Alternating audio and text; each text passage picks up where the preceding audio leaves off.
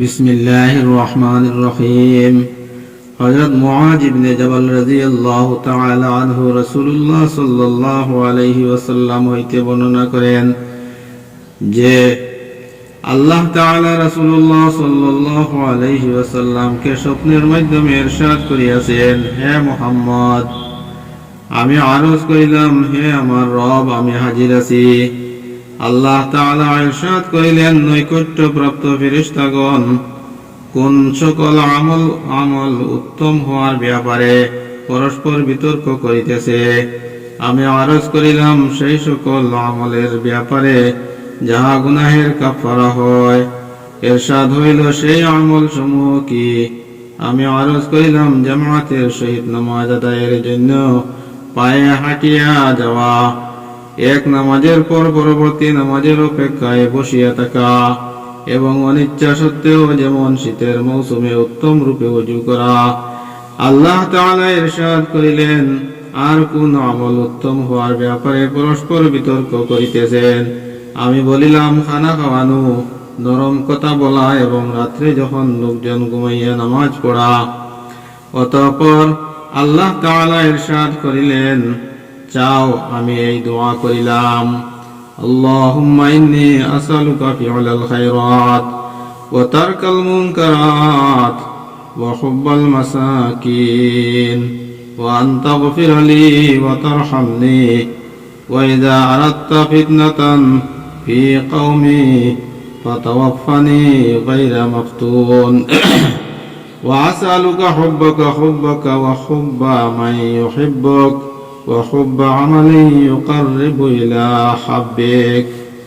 অর্থ, আয় আল্লাহ, আমি আপনার নিকট নেক আরজ করার, খারাপ কাজ ত্যাগ করা এবং মিসকিনদের মহব্বত করার প্রার্থনা করিতেছি। আর এই প্রার্থনা করিতেছি যে আপনি আমাকে মাফ করিয়া দিন, আমার উপর রহমত করুন।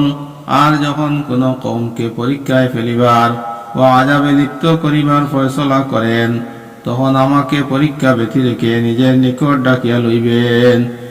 আয় আল্লাহ, আমি আপনার নিকট আপনার মহব্বত চাহিতেছি, যে আপনার সহিত মহব্বত চাহিতেছি, যাহা আমাকে আপনার মহব্বতের নিকটবর্তী করিয়া দিবেন। নবী করিম সাল্লাল্লাহু আলাইহি ওয়াসাল্লাম ইরশাদ করেন, এই দোয়া হক, অতএব এই দোয়া শিখিবার উদ্দেশ্যে বারবার পড়া। হযরত আবু হুরায়রা রাদিয়াল্লাহু তাআলা আনহু হইতে বর্ণিত আছে যে নবী করিম সাল্লাল্লাহু আলাইহি ওয়াসাল্লাম ইরশাদ করিয়াছেন, তোমাদের মধ্যে কোন ব্যক্তি ততক্ষণ নামাজের সওয়াব পাইতে থাকে যতক্ষণ সে নামাজের অপেক্ষায় থাকে। সুবহানাল্লাহ। ফেরেশতাগণ তাহার জন্য দোয়া করিতে থাকেন, ইয়া আল্লাহ, এই ব্যক্তিকে মাফ করিয়া দিন, তাহার উপর রহমত করুন। নামাজ শেষ করিবার পর যতক্ষণ সে নামাজের স্থানে ওযুর সহিত বসিয়া থাকে, ততক্ষণ ফেরেশতাগণ তাহার জন্য এই দোয়া করিতে থাকেন। হযরত আবু হুরায়রা রাদিয়াল্লাহু তাআলা আনহু হইতে বর্ণিত আছে যে রাসূলুল্লাহ সাল্লাল্লাহু আলাইহি ওয়াসাল্লাম ইরশাদ করিয়াছেন, যে ব্যক্তি এক নামাজের পর অপর নামাজের অপেক্ষায় বসিয়া থাকে, যে সেই ঘোড়সওয়ারের ন্যায় যাহার ঘোড়া যাহা তাহাকে লইয়া দ্রুত গতিতে আল্লাহর রাস্তায় দৌড়ায়, নামাজের অপেক্ষাকারী নফস ও শয়তানের বিরুদ্ধে সবচেয়ে বড় আত্মরক্ষা বুহে অবস্থান করে। হযরত ইবরাজ ইবনে রাদিয়াল্লাহু তাআলা আনহু হইতে বর্ণিত আছে যে রাসূলুল্লাহ সাল্লাল্লাহু আলাইহি ওয়াসাল্লাম প্রথম কাতারওয়ালাদের জন্য 3 বার এবং দ্বিতীয় কাতারওয়ালাদের জন্য 1 বার মাগফিরাতের দোয়া করিতেন। হযরত আবু উমামা রাদিয়াল্লাহু তাআলা আনহু হইতে বর্ণিত আছে যে রাসূলুল্লাহ সাল্লাল্লাহু আলাইহি ওয়াসাল্লাম ইরশাদ করিয়াছেন, আল্লাহ তাআলা প্রথম কাতারওয়ালাদের উপর রহমত নাজিল করেন এবং তাহার ফেরেশতাগণ তাহাদের জন্য রহমতের দোয়া করেন। সাহাবা রাদিয়াল্লাহু তাআলা আনহুম আরজ করিলেন, ইয়া রাসূলুল্লাহ, দ্বিতীয় কাতারওয়ালাদের জন্য কি এই ফজিলত? তিনি ইরশাদ করিলেন, আল্লাহ তাআলার প্রথম কাতারওয়ালাদের উপর রহমত নাজিল করেন এবং তাহার ফেরেশতাগণ তাহাদের জন্য রহমতের দোয়া করেন। সাহাবা রাদিয়াল্লাহু তাআলা আনহুম দ্বিতীয়বার আরজ করিলেন, ইয়া রাসূলুল্লাহ, দ্বিতীয়বার কাতার ও দ্বিতীয় কাতারওয়ালাদের জন্য কি এই ফজিলত? তিনি ইরশাদ করিলেন, দ্বিতীয় কাতারওয়ালাদের জন্য এই ফজিলত। রাসূলুল্লাহ সাল্লাল্লাহু আলাইহি ওয়াসাল্লাম ইহাও ইরশাদ করিয়াছেন যে নিজেদের কাতারগুলিকে সোজা রাখো, কাঁধে কাঁধে বরাবর করো।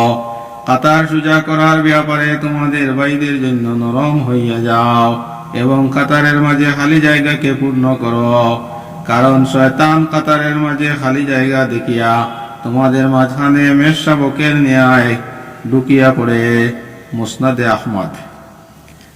ভাইদের জন্য নরম হইয়া যাওয়ার অর্থ এই যে যদি কেহ কাতার সোজা করার জন্য তোমার গায়ে হাত রাখিয়া আগ পিছু হইতে বলে, তবে তাহার কথা মানিয়া লইও। হযরতে আবু হুরায়রা রাদিয়াল্লাহু তাআলা আনহু বর্ণনা করেন যে রাসূলুল্লাহ সাল্লাল্লাহু আলাইহি ওয়াসাল্লাম ইরশাদ করিয়াছেন, পুরুষদের কাতারের মধ্যে সর্বাধিক সওয়াব প্রথম কাতারের, আর সর্বাপেক্ষা কম সওয়াব শেষ কাতারের।